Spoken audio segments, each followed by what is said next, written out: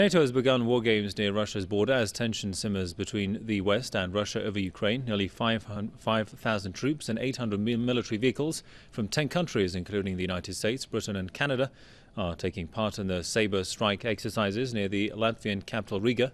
The Pentagon says it has deployed 2 nuclear-capable B-2 stealth bombers to a British airbase to join the maneuver later.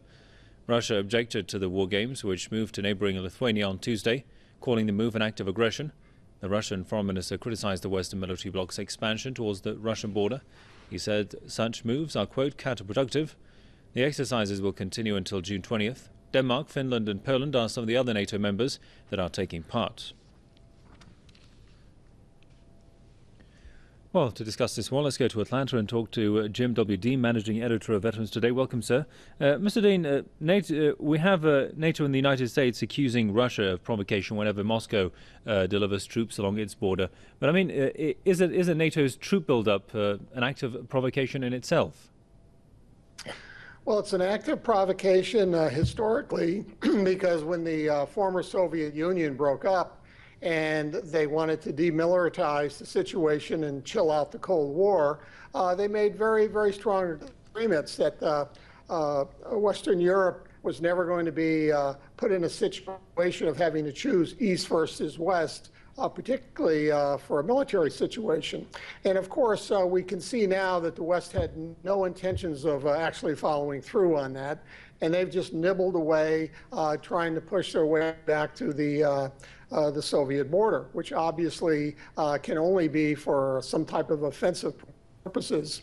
And then number two, you've got these poor Baltic countries. I don't know why they want to be cannon fodder in some type of future dispute or fight between Russia and the U.S., because with the NATO bases there, if anything ever really started, they would have to be taken out and destroyed right away, which is exactly why the U.S. is doing these drills, because they would soak up Soviet missiles, Soviet troops to have to guard their flank there. And you would think that the Baltic countries would be smart enough to figure this out, but obviously they haven't.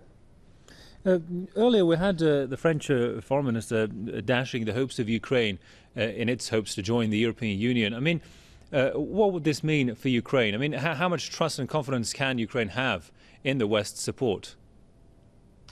Well, again, the Ukraine got way ahead of the game, because way back when the EU made their counteroffer, it was nothing more than to start a process to integration. And I remember when I did a little initial reading on it, they were talking about a 10-year process for them to be ready to do it.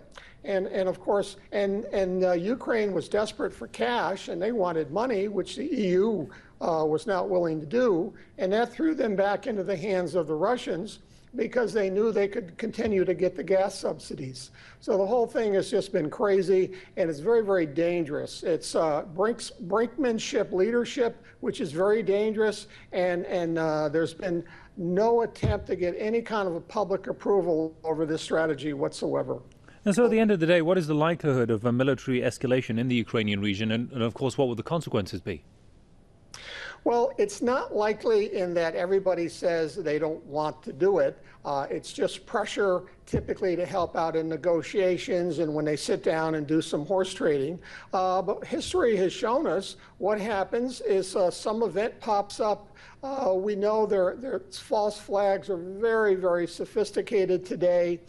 Intelligence agencies have tremendous capabilities for starting some type of an event, make it look like somebody else had done it, and blame it on somebody else, which then gives the other side the ability to retaliate. So it's very, very dangerous for all of the rest of us. And we should complain like heck to all of the governments that are involved in escalating tensions like this. Indeed. Well, we'll leave it there for the time being. Many thanks to Jim W. Dean, Managing Editor of Veterans Today from Atlanta. As always, thanks for your thoughts, Des.